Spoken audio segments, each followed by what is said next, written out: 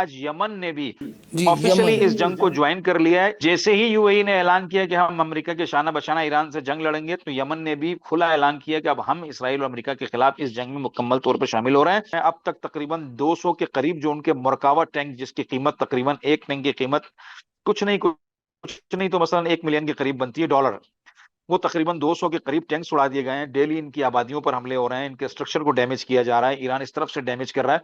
तो उनके लिए ये कयामत खेज हो गया मामला। ईरान जंग का हामी नहीं है, ये पूरी दुनिया जानती है कि जब भी मुज़ाकरात की मेज सजी है, ईरान की तरफ से ही सजी है, और ईरान हर मुज़ाकरे के अंदर बैठा है।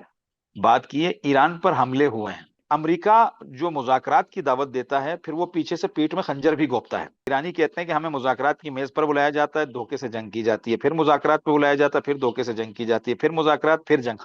तो इंशाल्लाह ये अखंड तो नहीं होगा, लेकिन खंड और खड्डा जरूर हो जाएगा, अल्लाह ने चाहा पाकिस्तान के हाथों। इंशाल्लाह। और फिर इंशाल्लाह इसराइल और अमेरिका को भी इस खित्ते में दरबदर, और अब जिस तरह से अमरीकी अफवाज जो है वो अपने अड्डे छोड़ के होटलों में पनाह लिए हुए हैं, कहीं पार्कों में पनाह लिए हुए हैं, मख्फी गाहों में चले गए हैं, इंशाल्लाह ये भी गल्फ से निकलेंगे। और इसराइल भी इस खित्ते के अंदर अपने वजूद को, अ, अगर मिट ना सका उसका वजूद, तो इस कदर कमजोर हो जाएगा कि दोबारा ये जुरत नहीं कर पाए। जिन होटलों में पनाह ली गई है उनकी रिपोर्ट्स इनके पास आती हैं, फिर ये उनको टारगेट करते हैं। आम आबादी एक ही सूरत में टारगेट बनती है, जब आपको कोई मिलिट्री टारगेट नहीं मिल रहा हो और आप थक हार रहे हो, तो फिर आप क्या करते हैं, अपना गुस्सा फिर जंगी कवानीन को बालाए ताक रखकर अपना बदला आम आवाम से लेने की कोशिश करते हैं। डेली मगरिब की नमाज के बाद जो घरों से बाहर निकलती है, एहतजाजात, बड़े बड़े मुजाहरे, बड़ी बड़ी रैलियां होती हैं, और अमेरिका और इसराइल के खिलाफ भरपूर नारे लगाए जाते हैं। ट्रम्प साहब कह रहे हैं कि हम जंग में जीत रहे हैं, और हम जो है वो बेहतरीन जंग लड़ रहे हैं,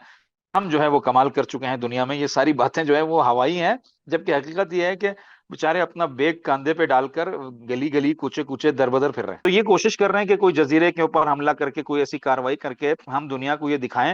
हालांकि वो जजीरे पर हमला करके भी क्या करेंगे, मिसाल के तौर पर वहां की आवाम को भी उन्होंने मार दिया, मिसाल के तौर पर कत्लेआम कर दिया उनका, तो वो रहेंगे कब तक, सवाल ये है। उनका तो बुरकस निकल जाएगा, यहाँ से ईरान मार मार के बुरकस निकाल देगा। अस्सलाम वालेकुम नाज़रीन, मैं हूं आपका मेज़बान अली तारिक और आप देख रहे हैं कैपिटल टीवी। नाज़रीन, ईरान अमेरिका इसराइल जो जंग है वो शिद्दत इख्तियार कर गई है। अमेरिका एक तरफ तो मुज़ाकरात की बात करता है, लेकिन दूसरी जानिब जो ईरान पर हमले हैं वो भी जारी रखे हुए हैं। अब कल जो है बड़ा ही अहम चीज़ होने जा रही है। पाकिस्तान में 4 अफ्रीकी अहम इजलास होने जा रहा है, जिसमें जो लीड करेगा वो पाकिस्तान इन चारों जो अफ्रीकैन हैं उनको बैठाएगा। मुज़ाकरात की भी बात की जा रही थी, कहाँ तक ये सूदमंद साबित होंगे, इन सब के ऊपर हम गुफ्तगू करेंगे। हमारे साथ ईरान से एक जर्नलिस्ट मौजूद हैं, मुर्तज़ा नगरी साहब, जो कि सारे मामले को बड़ा बखूबी से अपनी चीज़ें देख रहे हैं। इनसे बात करेंगे। मुर्तज़ा साहब, सबसे पहले तो बहुत बहुत शुक्रिया सर आपका कीमती वक्त देने का।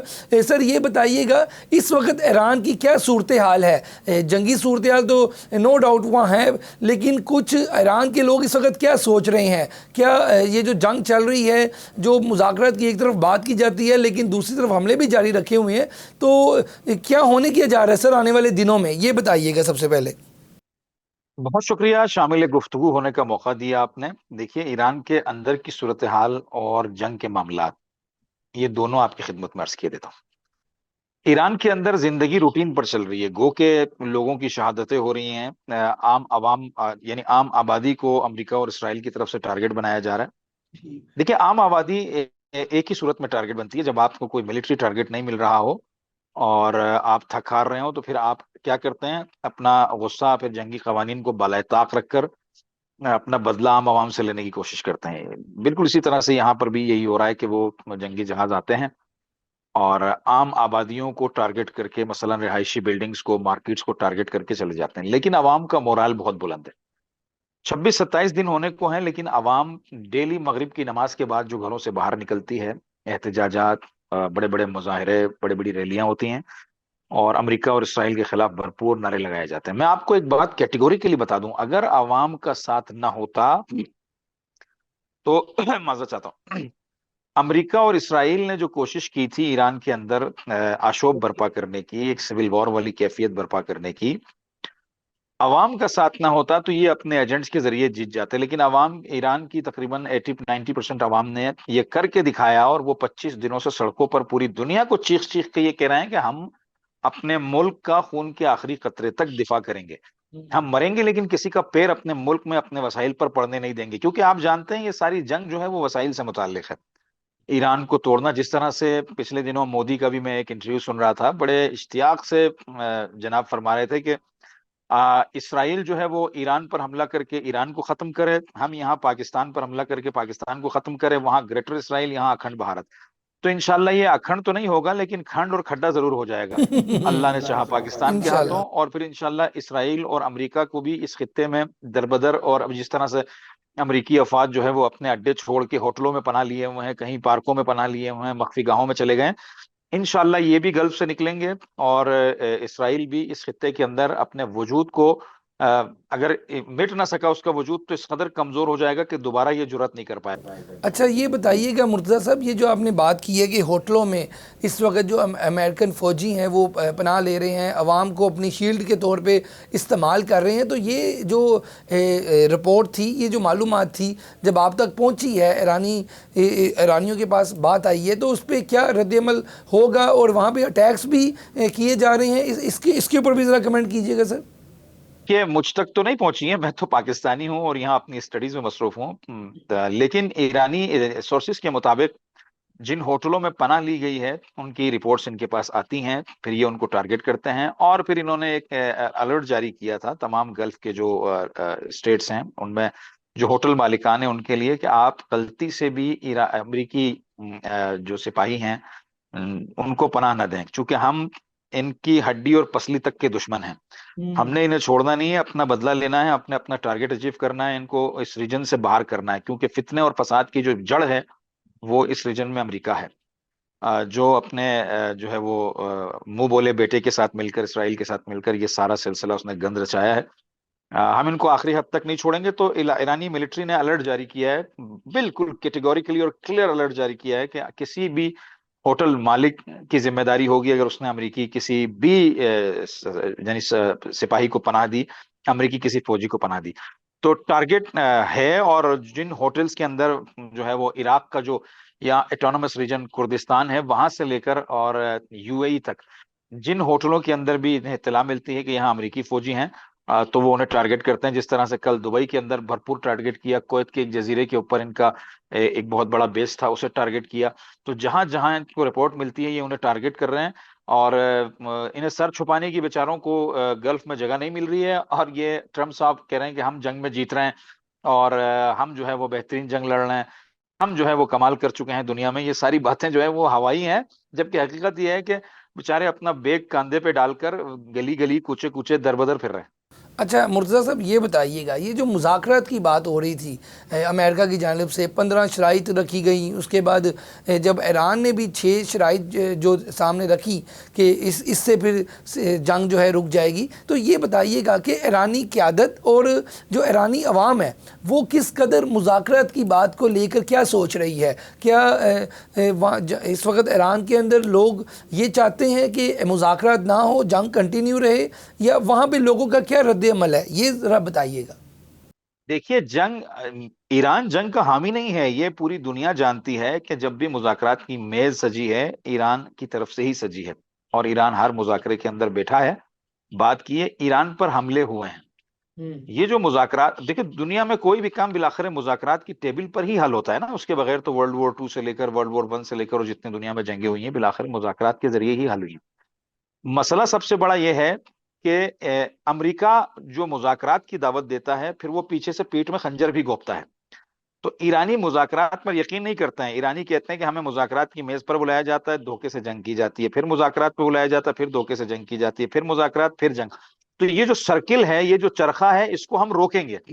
और इस खित्ते में इस चरखे को रोकने का वाहिद हल ये है कि अमेरिका को इस खित्ते से बाहर किया जाए, चूंकि इस खित्ते के ममालिक का इस्तेमाल हो रहा है अमेरिका के जरिए।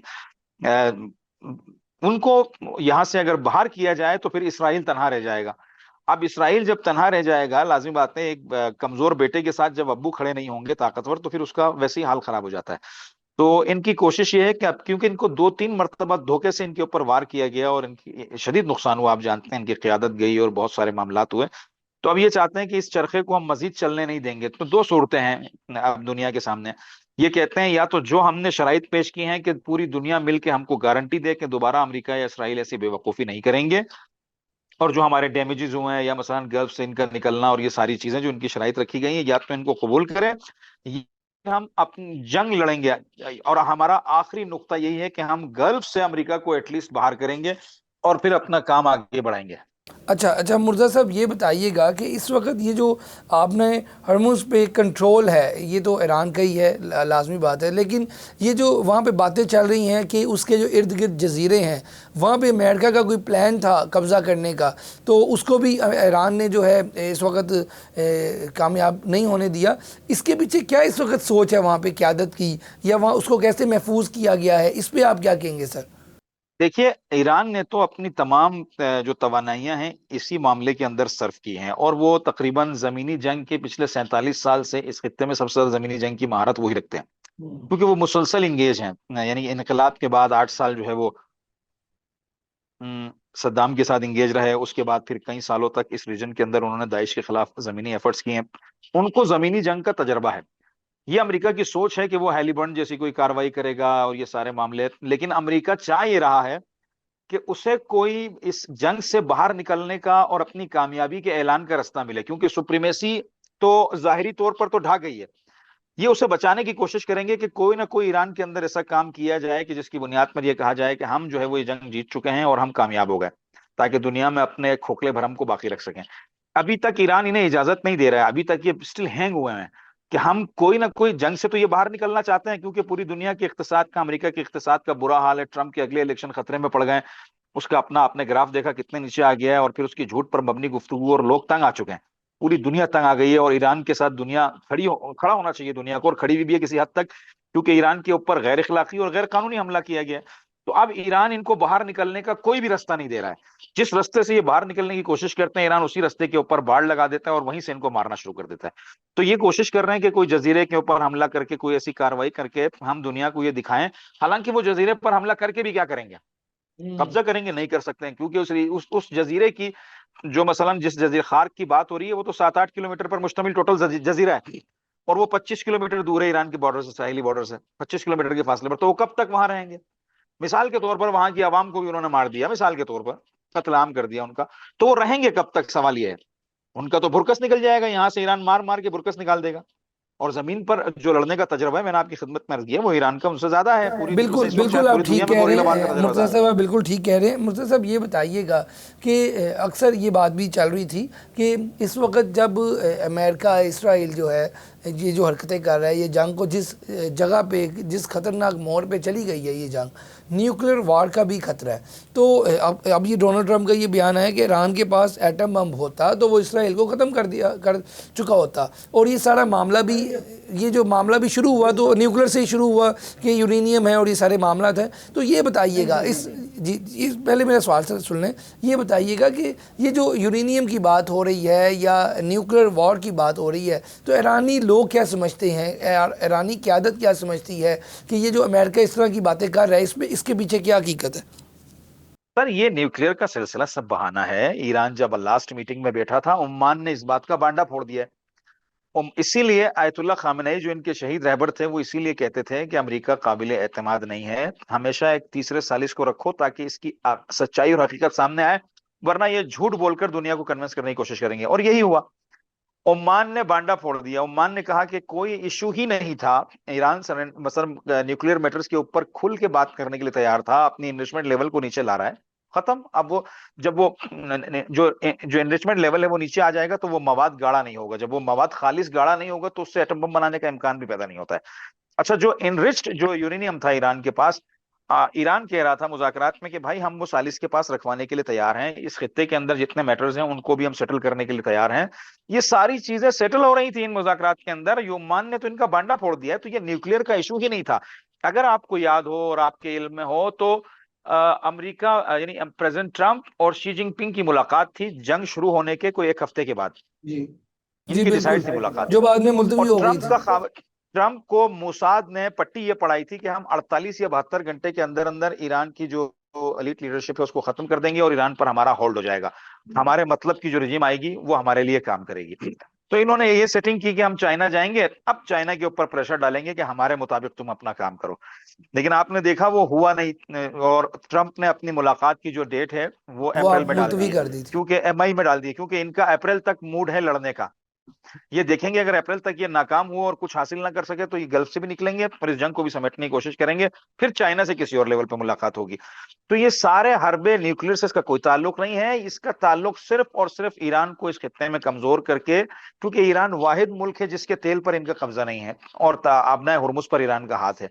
तो ये दोनों चीजें अमेरिका को चाहिए थी, इसीलिए ये सारी कार्रवाई की गई इसराइल के कहने पे। और ये नाकामी जो इनको मुंह की खानी पड़ रही है, और ईरान तमाम तर जो है सख्तियों के बावजूद खड़ा हुआ है, और वो कह रहा है कि अब जो हम लड़ेंगे तो आखिरी हद तक लड़ेंगे, या हम रहेंगे, अगर हम नहीं रहे तो ये भी नहीं रहेंगे। तो ये वाला सिलसिला है। बिल्कुल ठीक कह रहे हैं मुर्तज़ा साहब। लास्ट पे एक कमेंट कर दीजिएगा कि अभी क्योंकि इसराइल की जो कुछ फुटेज सोशल मीडिया पे चल रही है वहाँ पर भी तबाही के ही मुनाज़र है, जो वो उन्होंने फ़लस्तीन में किया, अब ऐसा लग रहा है कि वो उनके साथ हो रहा है। लेकिन कुछ चीज़ें तो लाजमी बात है वहाँ पे इंटरनेशनल मीडिया भी उस तरह वो कवर नहीं कर रहा। लेकिन आप क्योंकि इस सारी जंग को देख रहे हैं, कोई क्या खबर है इसराइल में कोई, क्योंकि जो डेमोना में ईरान ने अटैक किया था उसके बाद ये भी खबरें आई कि वहाँ पे ताबकारी फैल रही है, बड़ा कुछ हो रहा है। फिर हमने देखा कि वहाँ पे एक परिंदे जो हैं वो आसमानों पे थे, बड़ी बुरी सूरत हाल है, लेकिन असल चीज़ कुछ सामने नहीं आ रही। आपके पास क्या इतलात है कि इस वक्त इसराइल के क्या हालात हैं? ये ज़रा कमेंट कीजिए। इसमें तो कोई दो राय नहीं है कि इसराइल ने सेंसरशिप को 100% तक पहुंचा दिया है, कि कोई चीज वहां से नहीं आएगी। ये जो छोटे मोटे टुकड़े आते हैं आप देखते हैं, ये बड़ी मुश्किल से कहीं ना कहीं से लीक होके निकल जाते हैं, हाँ जी। क्योंकि जब एक बड़ी चीज होगी तो लाजिम बात है उसमें कहीं ना कहीं थोड़ी बहुत लीकेज तो होगी। ये छोटे छोटे टुकड़े हैं। वरना इसराइल के जो मेरा ख्याल है मिलिट्री स्पोक पर्सन थे या साबका मोसाद के चीफ थे, दोनों में से एक का बयान था कि इसराइल के पास जो ग्राउंड ट्रूप्स हैं उनकी तादाद में कमी आ रही है, इसराइल का हाल बुरा है, इसराइल के पास जमीनी फौज की ताकत रोज बरोज खत्म हो रही है, चूंकि उस साइड से लेबनान से हिजबुल्लाह जंग लड़ रही है भरपूर तरीके से। जिस हिजबुल्लाह को हमारे मीडिया में और दुनिया की मीडिया में ये कहा जाता था कि हिजबुल्लाह खत्म हो गई है और हिजबुल्लाह का सिलसिला इसराइल ने क्लोज कर दिया चैप्टर, मैंने कई चैनल्स पर यह जुमला कहा भी कि मुकाविमतें जो रेजिस्टेंस मूवमेंट्स होती हैं ये जनरल्स के या अफराद के ताबे नहीं होती हैं, ये अपने वतन की मिट्टी के लिए लड़ रही होती हैं। इनका अपना एक यानी नजरिया होता है, उस नजरिए के तहत ये लड़ते हैं। तो ये आखिरी आदमी तक खुल के फाइट करते हैं जैसा पहला आदमी कर रहा होता है।